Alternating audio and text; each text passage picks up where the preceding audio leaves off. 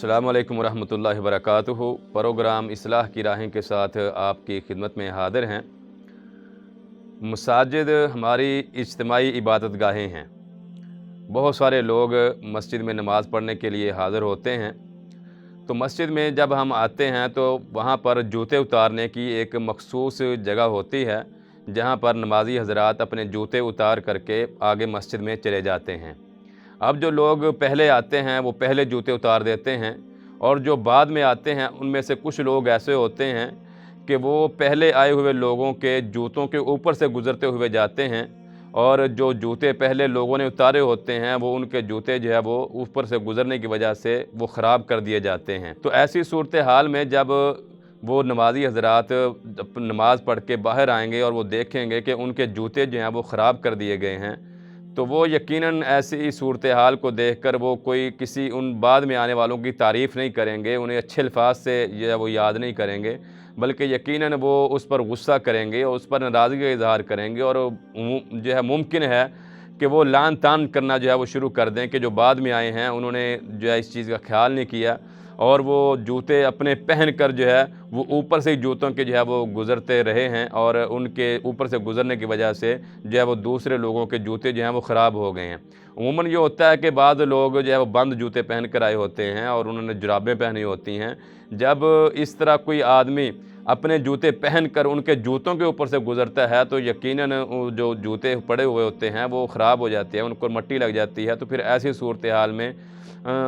جرابوں کے ساتھ وہ جوتے پہننا ایک بڑا جو ہے وہ عجیب مسئلہ بن جاتا ہے۔ تو ہمیں اس چیز کا خیال رکھنا چاہیے کہ ہماری جو اجتماعی عبادت گاہیں ہیں، یہاں پر ہمیں جو ایک لوگ نماز پڑھنے کے لیے آئے ہیں ان کی تکلیف کا جو ہے وہ احساس کرنا چاہیے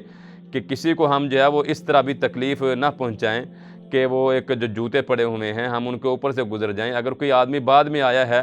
تو وہ جہاں پر جوتے پہلے اتارے جا چکے ہیں وہاں پر اپنا وہ جوتا اتار کے ہاتھ میں پکڑ لے اور پھر جو ہے وہاں سے آگے گزر جائے۔ ضروری نہیں کہ اس نے اگر جوتا اپنا مسجد کے اندر لے کر کے جانا ہے تو وہ ان جوتوں کے اوپر سے گزرتا ہوا جو ہے وہ آخر تک جائے اور پھر اپنے جوتے کو اتارے، بلکہ اس کا بہترین حل یہی ہے کہ آپ دوسرے لوگوں کے جوتوں کا خیال کریں، ان کے جوتے خراب نہ کریں، ان کے جوتے جو ہے وہ مٹی کے ساتھ آلودہ نہ کریں کہ آپ باہر سے آئے ہیں تو آپ کے جوتوں کو جو مٹی لگی ہوئی ہے آپ وہ دوسرے لوگوں کے جوتوں کو لگا دیں، بلکہ اس حوالے سے ہمیں خصوصی جو ہے وہ توجہ دینی چاہیے۔ یہ ایک بڑا قابل اصلاح پہلو ہے اور ہمیں اس حوالے سے اپنی اصلاح کرنی چاہیے تاکہ دوسرے لوگوں کو ہم کسی بھی قسم کی تکلیف سے جو ہے وہ بچا سکیں اور ہماری وجہ سے کسی نمازی کو کسی تکلیف کا سامنا نہ کرنا پڑے کہ ہم جب مسجد میں آئیں اور لوگوں کے اگر جوتے پڑے ہوئے ہیں تو ہم ان جوتوں سے پیچھے ہی اپنا جوتا جو ہے وہ اتار لیں، اور